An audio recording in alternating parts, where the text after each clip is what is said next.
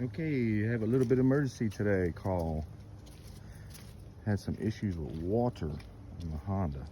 And I think it's something very simple. It's not nothing too serious. Water on the floor. And yeah. So we're gonna get this fixed, cleaned up. And probably the leaves, there's a lot of leaves. She got a lot of water on this side, and I'm gonna blow the drains out to the sunroof. Get it all vacuumed up and cleaned out for her. These cars sit under these leaves and you don't realize the damage they can do to the vehicle and just water damage alone. So be sure to get rid of the leaves on your car, y'all. Even if you got a little blower to blow them out. This side over here is in good shape. It's not no water at all, but she really takes care of the car.